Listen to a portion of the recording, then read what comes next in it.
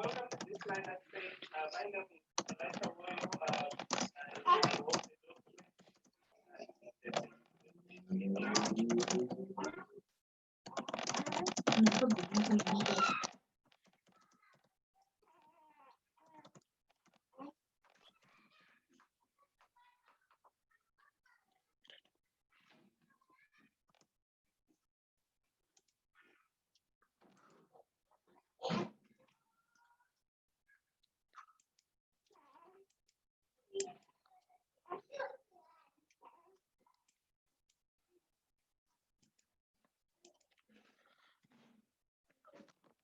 Okay, good afternoon, everyone. I hope we are all fine and we are ready to start. So today we are going to discuss about the selection of research approaches that you can use in your methodology. So the focus of our discussion today is going to center around the selection of research approaches for you to use either in your PhD or in your master's or in your writing of research papers. So with my co-host here, Dr. Admaya Mara, we are going to first make a presentation to you. Then thereafter, we are going to make a discussion about what would you have presented. So that's the focus of today's meeting. So maybe before Dr. Mare comes in, I just wanted to zero in on three major aspects that we are going to focus on in a few coming weeks and all that. So when we are talking about research approaches, a research approach is determined based on three major components, and we are going to talk about some of the components today. So you need to think about your philosophical view, you need to think about your research design, and you need to think about your research methods. By the way, there's a difference between research methodology and research methods. So these three, there is an interconnection between the philosophical view, whether it's post-positivism, constructivist, transformative, pragmatic, interpretivism, all those are research philosophies.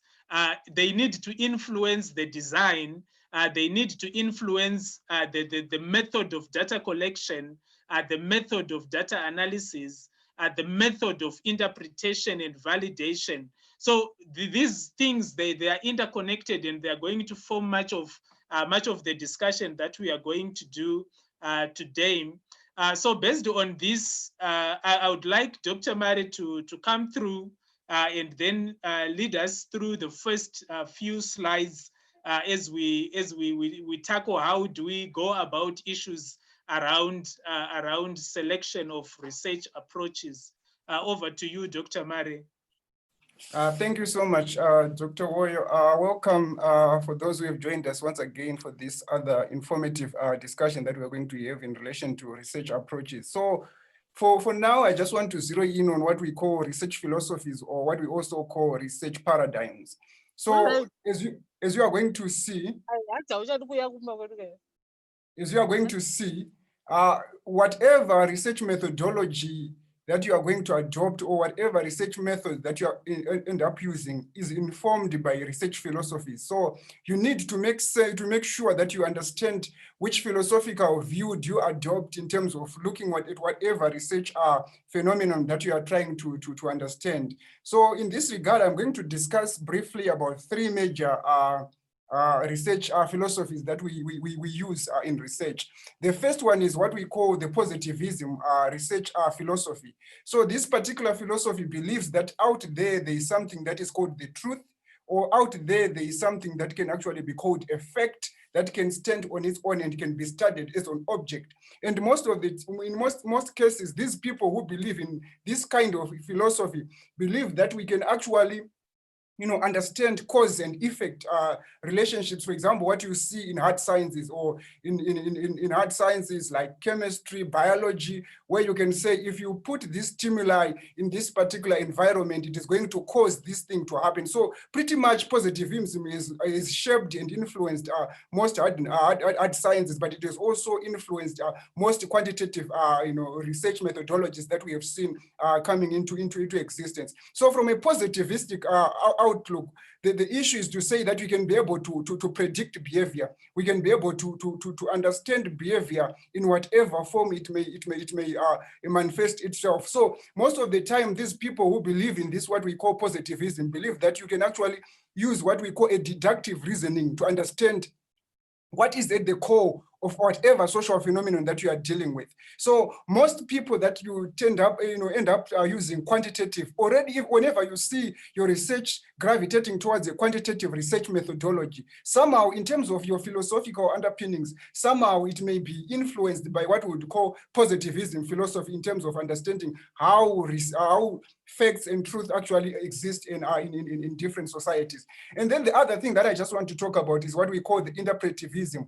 This one is also influenced more and more by what we call a social constructivist view of society, whereby you believe that there is nothing called the truth out there. There's also nothing called the facts out there that can stand on their own. Rather, whatever we can be talking about are subjective meanings that people bring to this social world. So they acknowledge that, people can actually reconstruct, they can actually, change their behavior, all these things. When you have that kind of a view in terms of your world, you assume that there is nothing really inherently factual about anything. Anything is subject to change. So when you are operating from that social constructive approach, where the truth is socially constructed, which means the meaning of reality is affected by values, for example, but it also affected by beliefs, language and other things.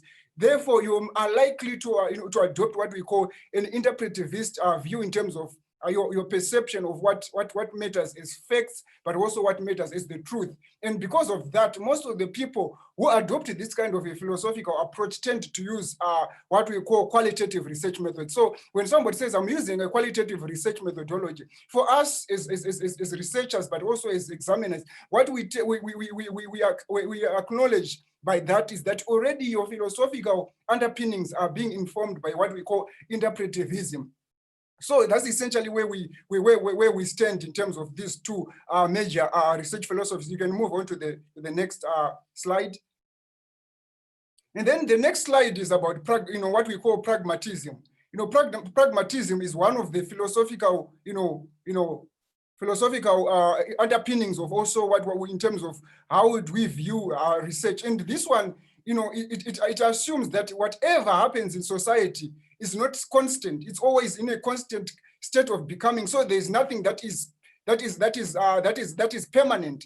Everything is always changing. So pragmatists in terms of research believe that we can actually marry the two, the positivistic outlook, but also we can also bring in the interpretivistic outlook in terms of understanding how should we look at reality in society. So these three major philosophical underpinnings inform what we then call research philosophy. So essentially, whenever you are talking about your research design, you must always start reflecting about what philosophical underpinnings am I bringing to bear in terms of my research. So if you are adopting a pragmatist view in terms of your ontological view of what the world really is, it's likely that you are also going to adopt what we end up having a mixed method approach somehow. Most of the time, we've seen people who adopted this kind of pragmatist approach actually using a mixed method approach, or using what we call a triangulation approach in terms of their research methodologies. So which means you are bringing in qualitative, but you're also bringing quantitative to be in terms of what then you end up actually studying. You can also move on further to the next slide.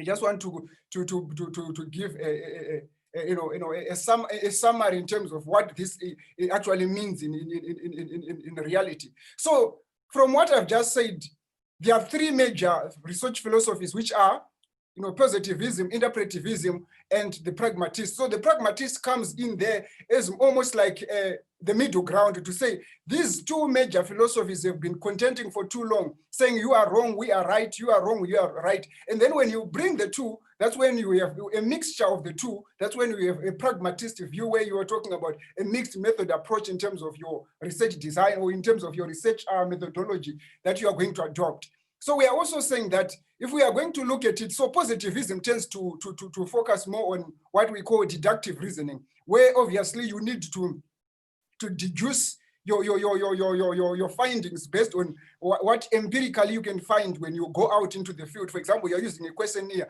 You must be able to come up with something that is credible, something that is beyond reproach, something that can be replicated by anybody who is going to use the same instrument. So it's pretty much based on deductive reasoning.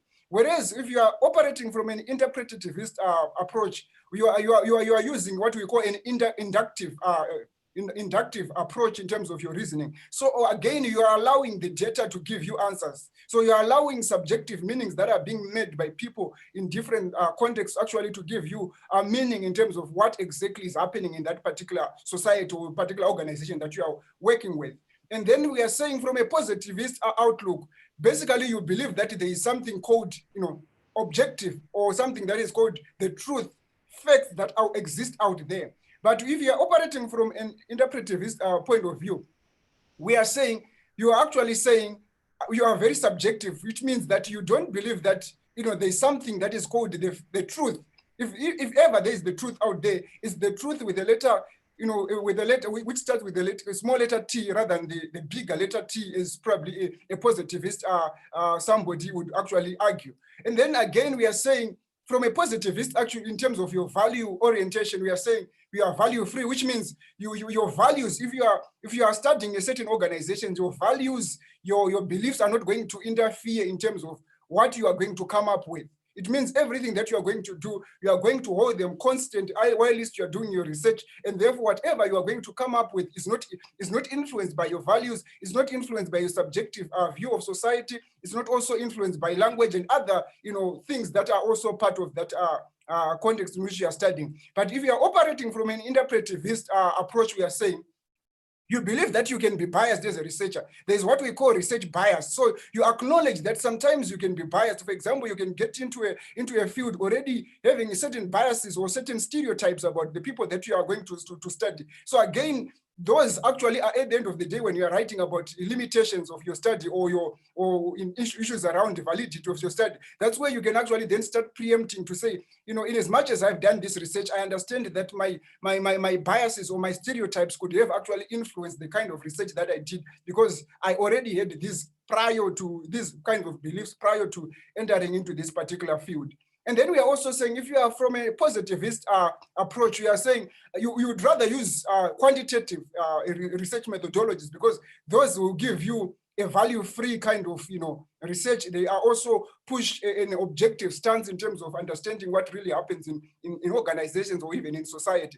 But if you are operating from an interpretivist approach, we are saying you are influenced more and you are likely to approach research from a qualitative research. And this is what we are going to be talking about soon after this, the next slide that I'm going to talk about in terms of what then needs to happen if you have adopted these philosophical underpinnings. You can move on to the next. So in terms of this last slide that I'm going to talk about before I bring in Dr. Woyo, what needs to come to our attention here is that the correct choice and understanding of philosophical orientation is of extreme importance to allow us to select the most convenient methodology. So if you get it wrong at the level of your philosophical orientation, it's likely that also even at the level of methodology, you are going to miss the mark. Not only that, if you get it again at the level of you get it also wrong again at the level of methodology, it means also your methods are also going to be wrong. Not only that, but it's also going to affect even the sampling techniques that you are going to use. So these things are so aligned to the point that once you get a certain philosophical orientation, it means it follows that this particular methodology that you are supposed to approach to use. But not only that, after that methodology, there is a specific sampling technique that you must adopt that is in line with that particular methodology. But not only that, again, we are saying again, your methods of data collection that you're going to use must also be, consonant or in line again with that particular philosophical orientation that you would have assumed. So in a nutshell, as I try to complete and finish this particular session, I'm saying that there's been these paradigms wars between different philosophies, one positivist on the one hand, and then on the other hand, interpretivists, and these wars have been going on for some time. Whereas those in positivism have been pushing for us to continue to try and get as many objective facts as possible, while those from an interpretivist point of view are saying, no, we need to push for what we call subjective facts, and we need to understand subjective meaning from the people that we are researching. So at the end of the day, this war can only be able to be won when we bring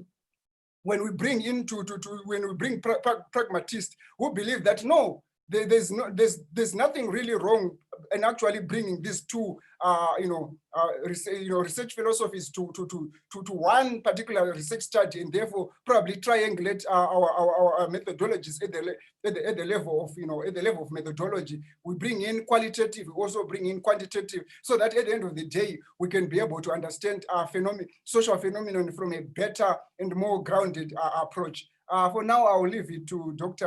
Woyo to move on from there. Thank you, Dr. Mare, for that engaging presentation regarding the philosophies. So like what I said earlier on when I presented you that particular slide, I was talking to you about the interconnectedness of things when we are selecting research approaches. So Dr. Mare was presenting to us that when we are selecting research approaches, people need to think about a philosophy, because that influences the design, whether it is going to be a quantitative design or a quantitative approach or a qualitative approach or a mixed approach. And it also going to influence the methods, the research method in terms of methods of data collection, method of analysis, method of interpretation, and all that. So taking on the discussion further, I quickly need to highlight a few issues regarding research approaches. So when we are talking about a research approach, which are generally three of them, we are talking about plans and procedures for research that span the steps from the broad assumptions that the researcher has made to detailed methods of data collection, to detailed methods of data analysis or methods of analysis and interpretation. So when you are choosing an approach, these are the issues that you need to focus on and then make a discussion on this. So when we look at this approach, we are simply saying it's a plan that involves several decisions, and one of the decisions is to make a decision: what is my philosophy, or what is the philosophy that underpins the discussion that I need to make, the philosophy that underpins the approach that I need to take. So this plan or this approach, it involves a number of decisions, and you need these decisions, they need to be taken in order for it to be sensible when you are doing your research work or when you are doing your proposal. That's the reason why you find that when people are presenting proposals, people would ask you, what is the connection between this approach and the questions that you need to answer in a research, or the questions that you need to answer in your study. So that interconnection, that interconnectedness of things, the relatedness of things, it needs to stick into our minds as we do that, because we want people to choose approaches that make sense. We want people to choose approaches that are going to help them to meet the objectives of the study. So when you inform this decision, like what Dr. Mare was saying, informing this decision should be your philosophical assumptions that you as a researcher, you're going to bring to the table. So you need to be sure about the philosophy of the study as you think about which approach is going to help you solve the problem that you have. You also need to think about this decision by looking at procedures of inquiry. That's the research design. If you can remember that triangle that I showed you a little earlier, that you have got philosophy on one corner, you have got design on the other corner, you have got methods methods on the other corner. So we are simply making decisions here. So it's not like when you are writing your research, you just wake up and think you want to do a qualitative. You just wake up and say you want to do a quantitative, or you want to do a mixed methods. This has to be informed in a number of steps. You need to think about the methods of data collection. Are you going to use a questionnaire? Are you going to use an interview, focus group discussions? And what informs the analysis? And what informs the interpretation? So your method of data collection stems out of the philosophy chosen. The method of data analysis stems out of the design chosen. The methods of data collection, they stem out of the philosophy you have chosen. So is the design. It informs the method of data collection. It informs the method of data analysis. It informs the method of interpretation. So this selection of a research approach is actually based on the nature of the research problem. So you see, in previous weeks, I was talking about the golden thread. You need to make things make sense, make things flow logically. So you can't just determine how do I want to do a quantitative study without connecting all these dots that I'm putting together. So what is the nature of the problem? Does the nature of the problem require you to pursue a quantitative methodology? Does the nature of the problem requires you to select that kind of philosophy that Dr. Mari was presenting? Does the nature of the problem requires you to do a mixed methods? Most of the times people to say, I want to do a mixed methods. And when panelists are discussing or are asking you questions in presentation, you're often confused because you have not properly touched whether these issues that I'm presenting make sense. So like I'm saying, you need to make several decisions in order for you to arrive at which approach. Are you going to do a quantitative, a qualitative, or a mixed methods? This has to be informed by philosophy, informed by design, informed by the methods of data collection, analysis, and interpretation, and it has to be informed by the nature of the research problem or the issue that you are addressing, as well as your personal experiences and the audiences of the study. Some audience, they don't understand quantitative, so there is no point for you to do a quantitative study to people who don't understand that. That will be a waste of our time and a waste of your time, and the audience won't appreciate you have done something good. So there are a number of issues that we really need to think about when we are selecting our research approaches. So these approaches, the designs and the methods are actually key terms that represent a perspective about what research is all about, that represents information in a successive way. And we use these things to make some broad constructions of what research is, and it helps you to narrow down to the methods that you are thinking you are going to use in all that. So dominantly, we have got these dominant approaches that are advanced in literature, and you need to make a decision. Am I going to do, is my study requiring me to do a qualitative study? Is it asking me to do a quantitative study? Is it asking me to do a mixed methods? Remember the issues, the decisions that needs to be taken regarding the philosophy, the design, the method of analysis, and the problem, and as well the audience. The audience is crucial in making that decision as well. So qualitative and quantitative approach, you should not see these things as opposites. They are not opposites. And we don't need you to approach this. The opposite of qualitative is not quantitative. If someone has told you that, I want you to unlearn it. Qualitative and quantitative approaches are not rigid, are not distinct categories, are not polar opposites.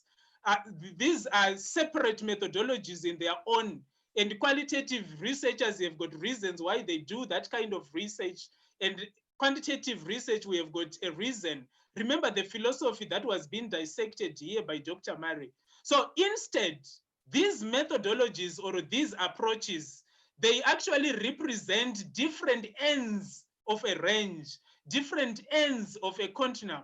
So you can't say the opposite is qualitative. and the opposite is quantitative. I want to get us this straight. These two terms are not polar opposites. They are not they are not rigid in their own rights. They are different methodologies. I just want you to see them as different methodologies. In as much as I would say, I am Dr. Woyo and I'm not Dr. Mari, and Dr. Mari is not me. That's the correct way of viewing this. So a study usually tends to be more qualitative, or it tends to be more quantitative, and vice versa. That's it. There is no opposite in saying all that. So your study can actually tend to be more qualitative depending on the nature of the problem you have, depending on the philosophy you have chosen, depending on the methods of data collection you are using, depending on the methods of data analysis that you are using. That is what makes these approaches different, but they are not opposites. Mixed research, it resides in the middle. So I would be having a range. So on my right, I would have qualitative. On my left, I would be having quantitative. And in between there, I'm going to choose to make it mixed methods. And by mixed methods, we are simply saying it resides in the middle of this scale because it incorporates elements of qualitative and quantitative approaches in it. So that's the reason why it is mixed. And when you are choosing this, we need to understand what is the decision that makes you to choose a mixed methods instead. Why is it not overly qualitative? Why is it not overly quantitative? And all that. So when we look at the distinction, the approach, these research approaches, we need to think about the distinction. Qualitative research versus quantitative research. These studies, they are framed in terms of using the words qualitative. So the other one, qualitative, is framed in terms of using words. That makes it a qualitative study. That's the framing of it. And quantitative, we frame quantitative studies using numbers. So you can't be writing a quantitative study and all you are doing is you are using words. And you can't be writing a qualitative study and all you are using words.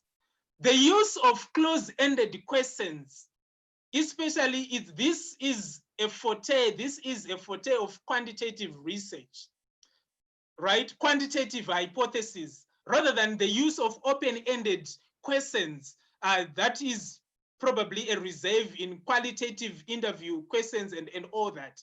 So a more complete way of viewing the gradations of the difference between these two approaches is, number one, the basic philosophical assumptions the researcher brings to the study. This was articulated earlier.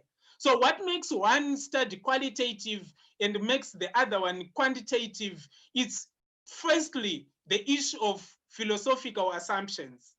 Secondly, it's the types of strategies that are used. Here we are looking at what are the strategies that you are using.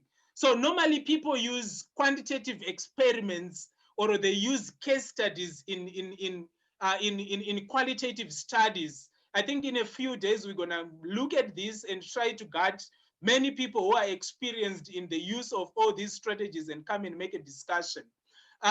So these are the other issues that makes these two things different.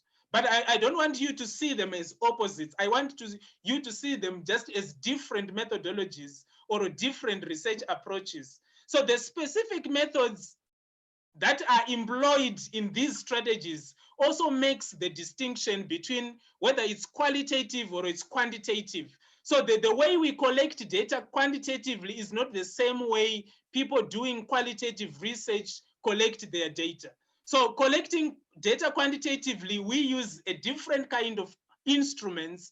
Qualitative researchers, they use a different kind of research instruments. So historically, a quantitative approach has been the dominant approach in social sciences, especially from the late 19th century up until the mid 20th century. But things are changing at the moment. Qualitative is taking its place. People are getting interested in qualitative research. So you would see that most of the studies starting in the later half of the 20th century, there has been a traction in terms of qualitative research increasing and also people going towards mixed approaches and all that. So when we look at a qualitative, we are simply looking at an approach that explores things in order for someone to understand the meaning of individuals, the meaning of a group, and this should be ascribed to a problem. So you're going to go back to what I said earlier, that the nature of the problem informs the approach to be taken. The nature of the problem informs the approach to be taken. So we are looking at exploring a phenomena, understanding something from individuals or from a group of people, and we ascribe this to a social problem, a business problem, or a human problem. And the whole process involves around imaging questions, imaging procedures. Data is typically collected from a participant setting. The analysis is inductive, as it was said earlier, and it builds from the issues of particular to general themes. The researcher will make interpretations of the meaning of the data. And this is qualitative. And the final written report here is a lot more about flexible structure. But when it comes to quantitative research, here we are looking at an approach that requires you to test theories. So theories need to be tested here. And theories need to be tested in order for us to examine whether relationship exists between variables, whether relationships exist between your independent variables, your mediating variable, and your dependent variable. Is it a direct and indirect relationship that exists? That is our concern in quantitative research. So these variables, they can be measured, and we can measure them using scales in an instrument. And that's the reason why you find out that when we are looking at instruments that we use in studies, these instruments, they differ depending on the approach that you have taken, informed by the nature of the problem, informed by the design, and all that. So we measure these using instruments, so that at the end of the day, we have got numbered data that we need to analyze. And this data we need to analyze using statistical procedures. And the written report of quantitative research it follows some structure, and it consists of you giving us an introduction, you talking about literature and theory, you talking about methods, you talking about results and discussion. That can also happen in a qualitative, but qualitative researchers have got more flexibility in terms of how they present their issues. So like qualitative researchers, those who engage in this form of inquiry, that is quantitative research, we have assumptions about testing theories, and we need to do this deductively. We are building this against protect. We build this so that we protect against bias. So that we need to talk about the alternative explanation. If it doesn't mean this, what does this mean? And we will be in a position to generalize and replicate these findings. So you find it's easier for people doing quantitative research to generalize their population because we use large sample size. And probably the trend around these days is people are thinking about 1,000 sample size bigger. Maybe for your masters, you might think in hundreds. But in researches that are going on, people are doing bigger samples. And as a result, from bigger samples, we'll be in a position to generalize our findings, to replicate our findings, and all that. Quite difficult to achieve in qualitative research and anything like that. Then the one that comes in the middle is called mixed research, mixed approach.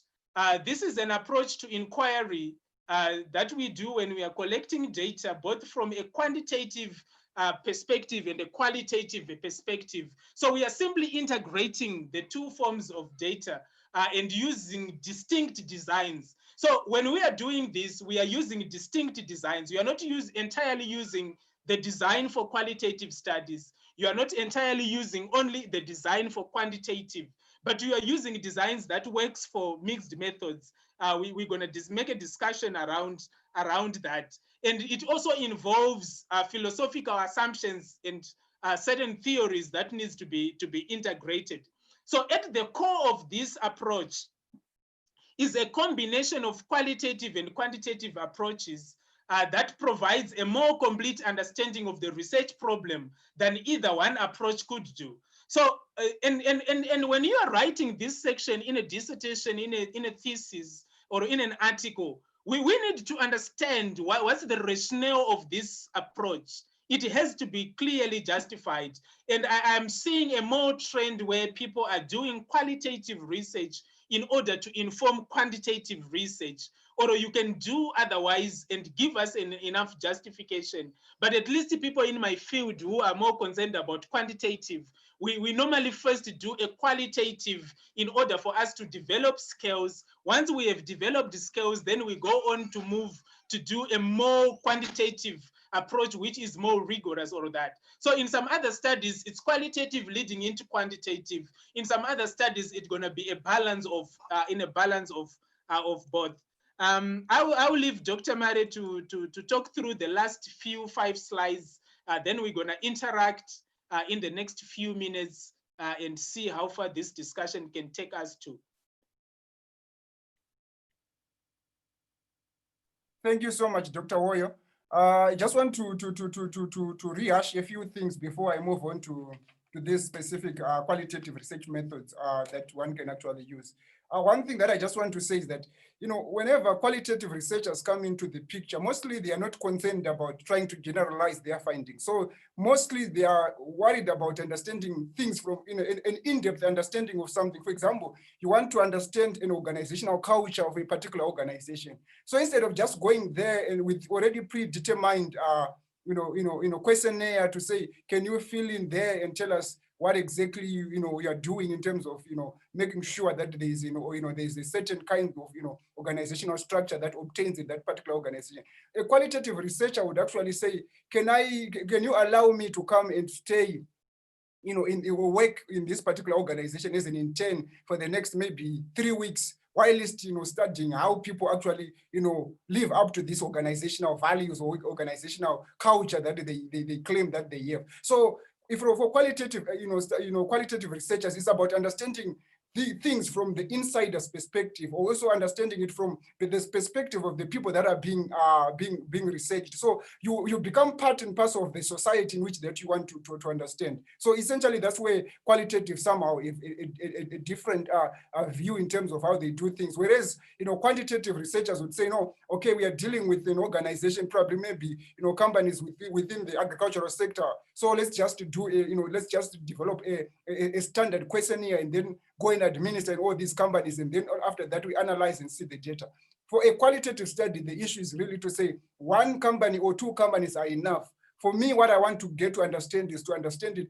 I want to spend more time with these people so that once I am done with spending so much time with them, I can be able to come and then explain what exactly happens in that particular organization. So that is one thing that also differentiates quantitative researchers from qualitative researchers. But the other issue again is that mostly qualitative researchers are more interested in case studies. So for example, you just probably say you want to have a case study where you are probably focusing on financial institutions in Namibia, for example, and you then have to come up and say which specific financial services companies do you want to work with? Is it the banking sector? Is it the insurance sector? Which one exactly? And then if you've actually been able to come up with that, then you can move on from there to say, this is exactly what I want to do. So already the issue of dealing with case studies somehow is also something that is very peculiar, mostly with qualitative researchers. And the other issue that I just want to say is that for qualitative studies, again, the other issue really is to say we are interested in what we call thick descriptions, or what we call an insider's view of things, or insider's perspective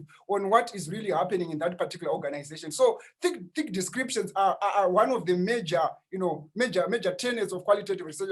When we talk about thick descriptions, we are saying we want to understand things from the perspective of the person who is actually being researched. And that's why more often than not, you see qualitative researchers spending more time with the people that they are trying to research, so that they can be able to understand really what is really happening. But after that, let me just move on to these specific research methods that you often see in qualitative researchers actually obtain or you're using. For example, here, the one that I've just mentioned here is what we call ethnography. So ethnography is one method that can actually be used by qualitative researchers. And this one, it relates to, for example, you want to do a study amongst, for example, let's say, commercial sex workers, for example, just to give an example, or you want to do, a study amongst, drug addicts, for example. So from a qualitative perspective, we argue that it would be difficult for you to get a better understanding of it by just going to drug addicts and then administer a questionnaire there and then move out of their space and then start analyzing. Rather, the argument from the qualitative studies to say, rather, if you want to understand them, go and live with them and act as they would act in their own spaces, so that you can be able to understand why they make those kinds of decisions that they make. So it's about immersing yourself with the people that you are trying to understand. You immerse with their goals, you immerse with their cultures, their challenges, their motivation, and then from there, then you can be able then to tell, just like an insider, to say this exactly is what I observed when I was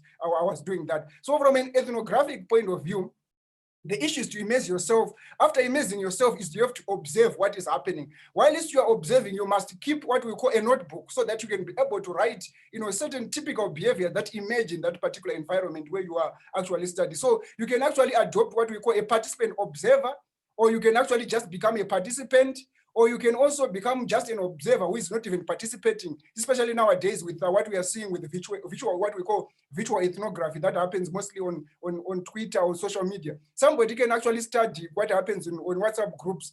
Just as an observer, you are part of a WhatsApp group, but what you are doing while it's in that WhatsApp group, what you are doing, we are not commenting about anything. You are only observing the interaction that happen in that particular WhatsApp group, and that we call it ethnography, because you are part of the society by being virtue of being part of the group, but you are just observing. So you have adopted a view to say, I'm not interested in participating in this particular group, but I just want to observe the typical behavior that would actually obtain in this particular WhatsApp group. Let's move on to the next method that can actually be used by a qualitative researcher. The next method that I just want to talk about is what we call the focus group discussion.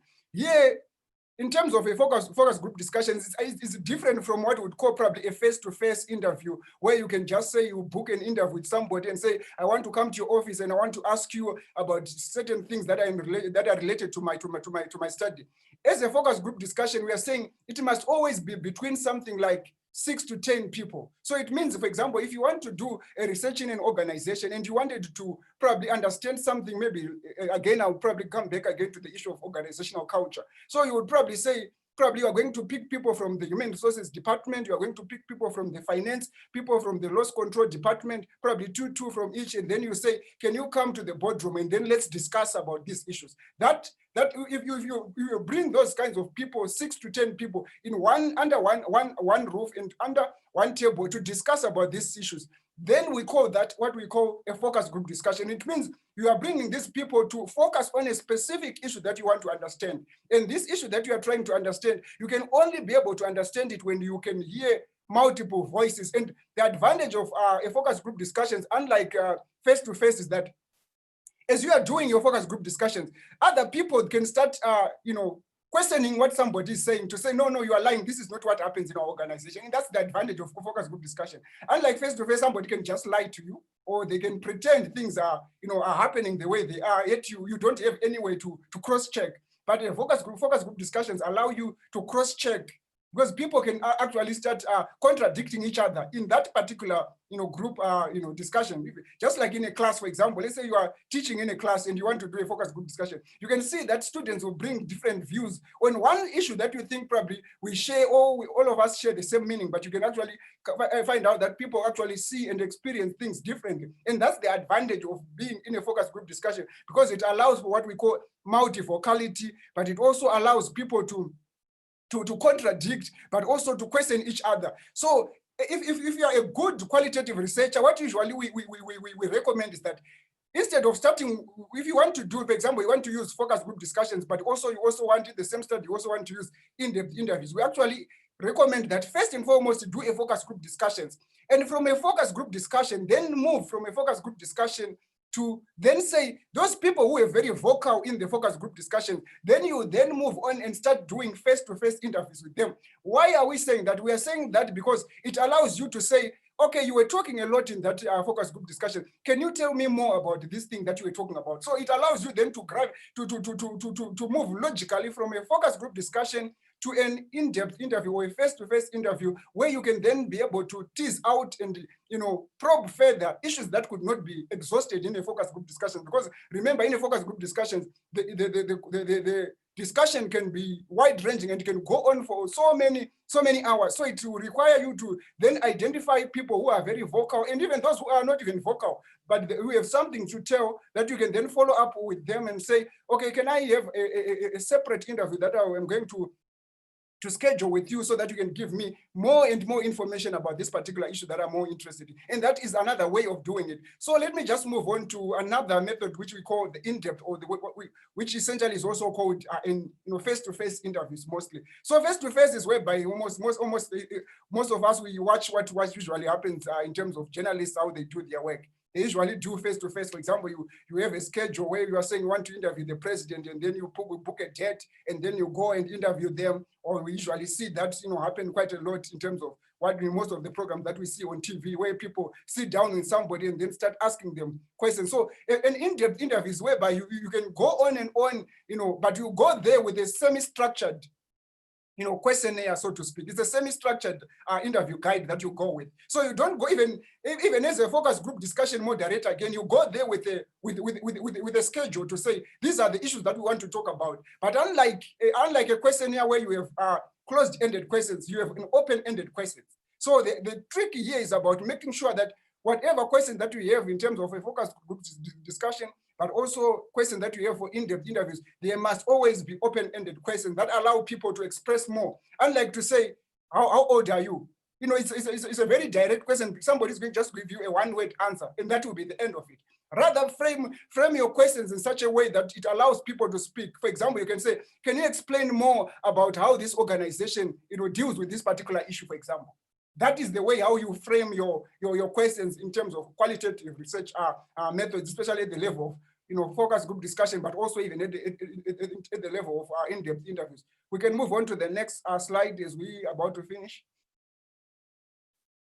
And then the other one that we also use in terms of the other method that we also use as qualitative researchers, we also use what we call qualitative content analysis. So the tricky part here is that there's also what we call quantitative content analysis, where you are just using numbers. But this one, you are only using words, as Dr. Woyo was actually saying, that more here is about you develop a rubric, or what we call a coder, where you are going to code your content to say, this, whenever these words recur, I'm going to record somewhere to say, this therefore means that this thing is actually happening. So there's what we call qualitative content analysis, and also what we call quantitative content analysis, which pretty much is in terms of quantitative research methods. So you can actually use the qualitative content analysis, for example, to understand maybe newspaper articles or reports. There are reports that could be you are interested in understanding certain reports that have been published over a period of time around a certain topic. And therefore, for you to be able to do that, what you are saying is that I would rather use what I call a qualitative content analysis, where I develop my own code, where I'm going to be able to dissect different things and themes that are emerging. So from the perspective of a qualitative content analyzer, the issue is to say, I need to be able to systematically process certain types of codes that are emerging and identify themes and patterns. So themes and patterns become the most important thing. For example, if you are reading a report, and the report probably is, that report, for example, it's a report on corruption or something like that. There are certain themes that are always emerging in this report that you need to always put down. Whenever they emerge again, you have to put it down and write it on your code to say, these are the themes that are emerging. And from there, then that's where your data, can start emerging. And the other issue that I just want to say as I finish on this particular content analysis, that it is very important to make sure that your content analysis is always, right in terms of ensuring that there is credibility, but also ensure that it is also dependable, but it can also be conformable. That is also another quality that it must also have, but it also must be transferable. It means that you can also transfer it. I can use the same code that you have used to do my own analysis and still be able to understand that same phenomenon that you did. So your code also must be transferable, but also the data set must also be authentic, so that you can, at the end of the day, be able to justify and actually come up with valid, valid data sets from that analysis. You can move on to the last one as we finish. And the other one, again, which we can also use, is what we call a document analysis. And I think this one is usually, very user friendly for people who want to just don't want to talk to people, but they want to do an analysis of, again, almost like an analysis of reports. But unlike the one which we're talking about, where you have a coding and you're also worried more about certain themes that I imagine. In terms of document analysis, we are saying pretty much you are trying to elicit meaning, but also gaining an understanding and to develop empirical knowledge in terms of understanding what really happens. And usually when we talk about documents, we are saying all documents that we can all talk about, whether is it a newspaper, is it a book, is it a report? What is at the center of all these documents are always words, or what we call text. So text or image or even video. Video, again, it also has got image, that it also has got words and text that accompanies it. So you need to be able to find ways in which you can actually be able to understand what is at the center of those documents. That's why these scholars, Atkinson and Coffey, 1997, actually refer to documents as social facts, which are produced, shared, and used in a socially organized way. So documents are artifacts, are texts that can actually be used. They can actually be processed further. And that's why now people are saying, data or big data now is the new oil and things like that. It's again coming again from the term, something where we are saying documents, in whatever form they come with, they can actually be further processed. You may think that it's a raw data, this is refined data, it cannot be further processed, but actually it can be processed to get further meaning that can actually be used for other things. So as I finish, I just want to give you some of the examples in terms of documents that can actually be analyzed, include advertisements, agendas, attendance registers, minutes of meetings, manuals, background papers, books and brochures, diaries, journals, event programs, letters, memoranda, maps, charts, newspaper clips, and so forth. These all can actually be analyzed by using qualitative research methods to understand really what is at the center of whatever things one may actually be interested in. So as I finish, the most important thing is to say these methods that we have just talked about are not exhaustive, but these are some of the main methods that are actually used in qualitative research. But there are so many other methods that we can actually talk about if we had time. But for now, we just want to zero in on these and see how we can actually be able to use them to enrich our data collection processes, but also enrich our research research skills as we move on with our studies, but also with our careers. And with that, I thank you for now. I think we can open up space for people to ask questions and also to hear your views in terms of what works for you and what doesn't work. Thank you. Thank you, Dr. Mare, for this presentation. We really appreciate that. So for now, so we're gonna talk more about these approaches in coming weeks, and in coming weeks, so that we help each other and try to build capacity amongst scholars, students, and all that.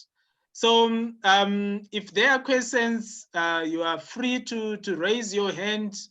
Then we discuss that. Today, I welcome Dr. Regis Msavengane. He's a research fellow with the University of Johannesburg in matters of conservation. He's a good qualitative researcher, so we are in good hands today. We have got two qualitative researchers on board. So the floor is open for discussion.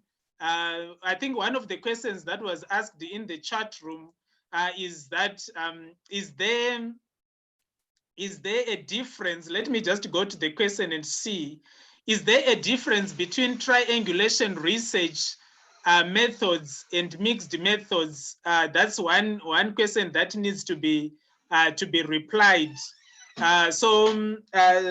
Dr. Msavengane has already made a comment, but I think it would be fine if you can actually come in with the voice so that people can listen to you, then I would definitely read perhaps what you have written in the chat box. But perhaps you can come through and make a distinction between triangulation research and mixed methods.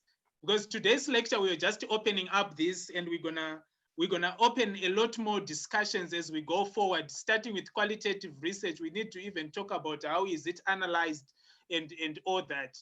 So anyone to come in and show us the difference between qualitative research and mixed methods and triangulation. Over to you, Dr. Mari or Dr. Msavengana. Either of you can come through.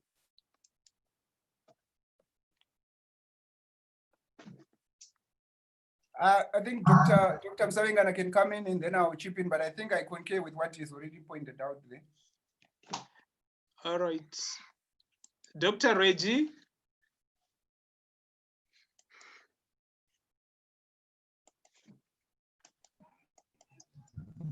Okay.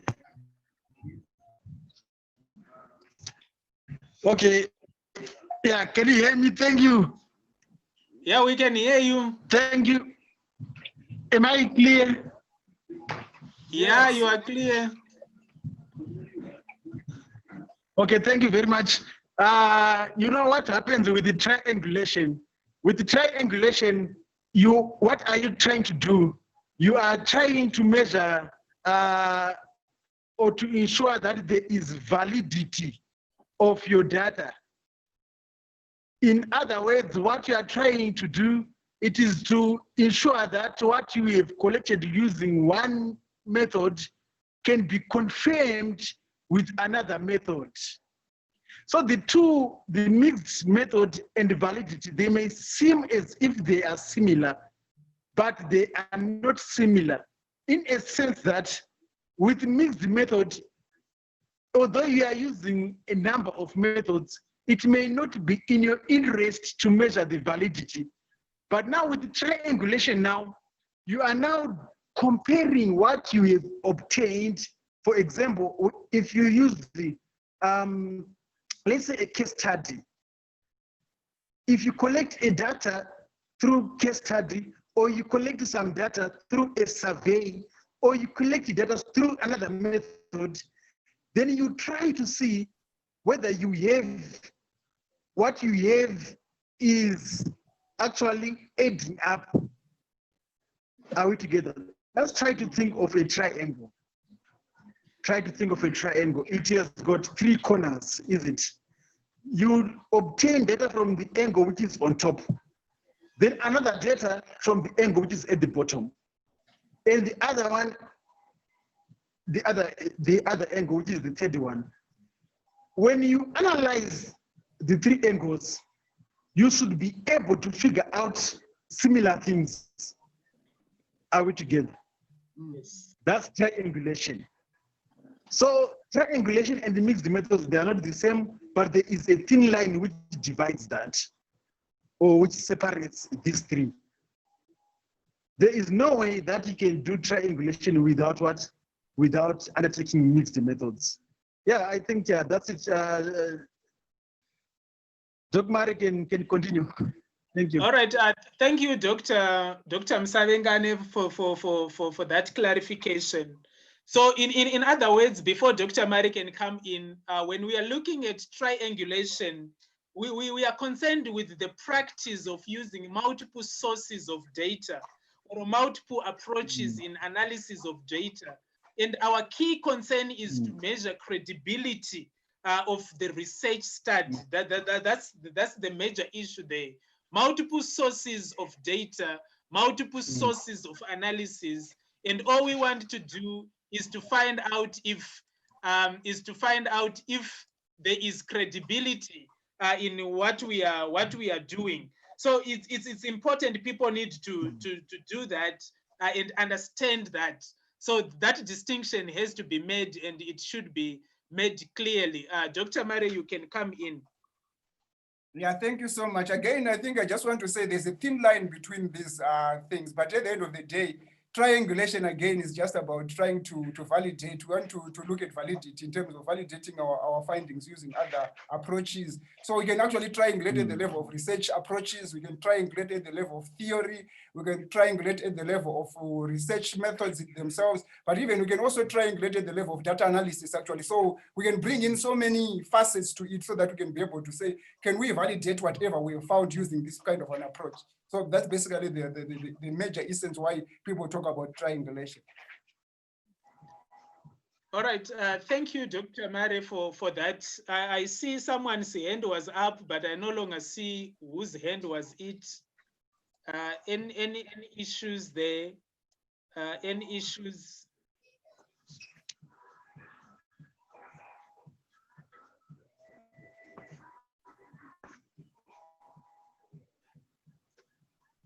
It looks like they don't have issues today. So maybe it was good for them, and they don't have issues with the methodologies. Is there anyone with a concern in today's session based on the presentation that we did today? Anyone with a concern? Anyone with an issue? If there is an issue, we can hear what the issue is all about. Then we try to address it as we build blocks towards these approaches.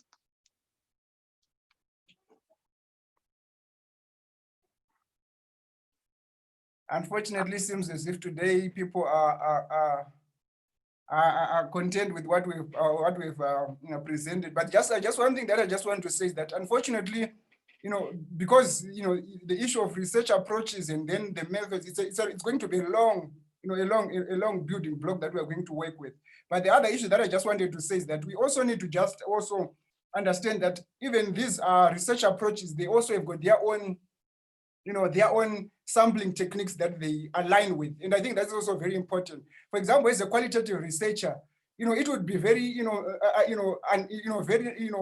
very problematic for you then to start talking about simple random sampling, for example, or talking about systematic sampling when you are operating from a qualitative researcher, as a qualitative researcher, or even to talk about quota sampling within that, within that kind of, framework. So again, I think it's very important for students and also even researchers to understand if I am a qualitative researcher, which non-probability sampling techniques can I use to be able to do this particular research? As a quantitative researcher, which probability sampling techniques can I deploy so that I can be able to come up with something that is representative enough so that I can generalize my finding? So it's also very important to start thinking about, once you start thinking about research approaches, you also now need to start thinking about your sampling techniques, which sampling techniques. Then of course, today we probably may not be able to cover it, but I think going forward, we are going to come back to it and try to link these sampling techniques to these research approaches so that you can be able to understand really how these things actually operate in the real world.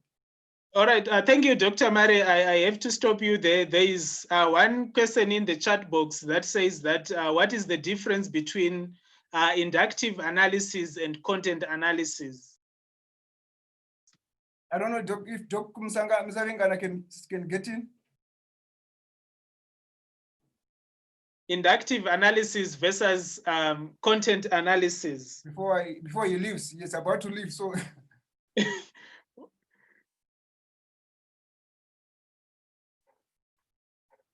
Dr. Reggie, are you there? Content analysis versus inductive analysis.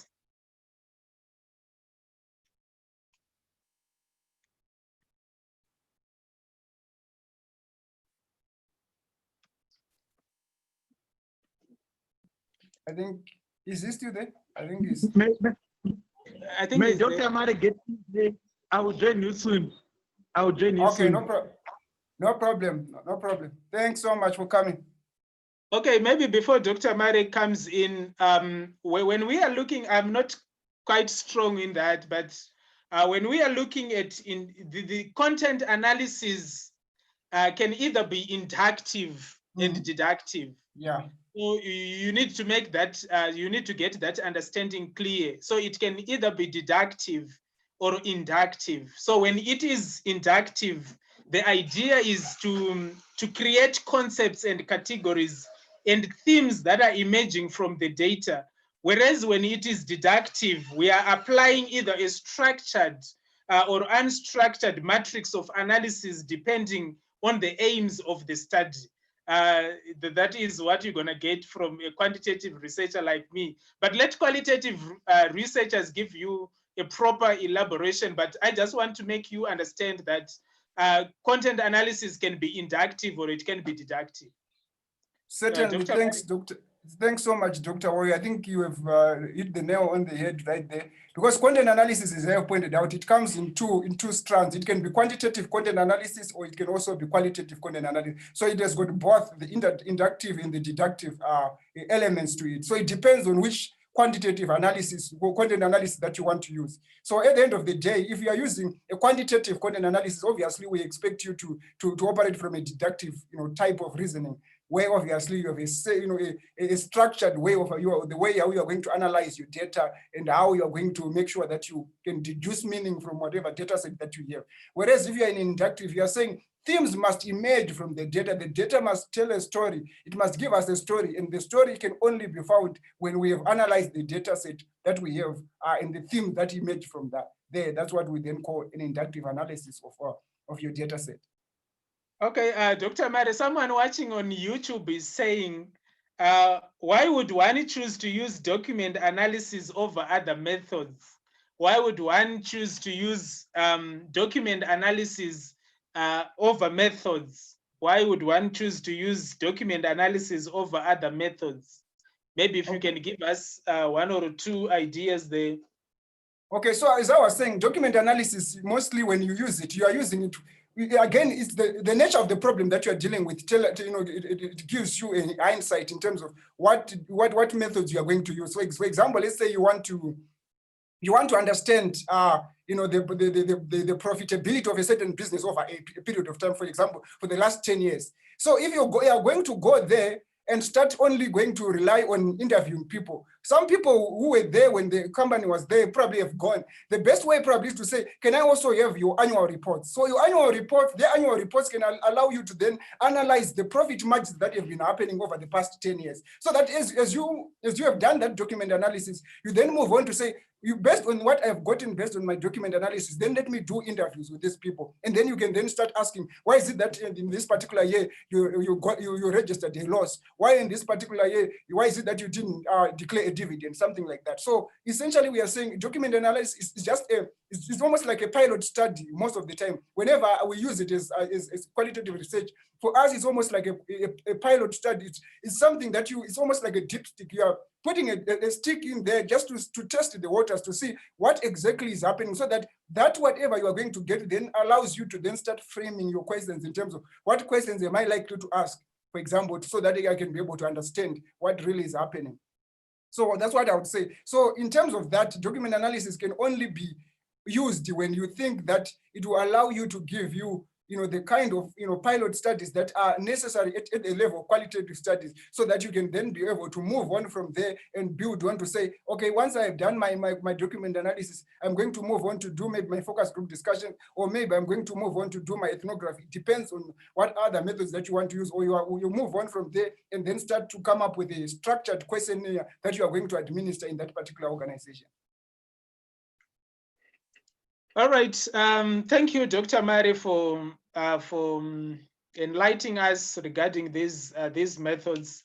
So I think there have been no other issues to discuss today. We need to thank everyone who has joined in, everyone who has raised important aspects regarding this. So like we have said, we really want to go through a lot of these approaches, each one by one. So like we have started with qualitative, we're gonna need to talk more about, so he has just given us an indication of how we collect data using qualitative approach. Then I think the next time we're gonna think about how to present and discuss maybe the strategies, the methods of data analysis, how do we analyze this kind of qualitative data and all that. Then thereafter, we're going to move on to the next like the quantitative or the mixed methods, and then we're gonna discuss. So from myself and Dr. Murray, we would like to thank you for joining in this week's session. Our apologies, we started a little late than we had planned to do.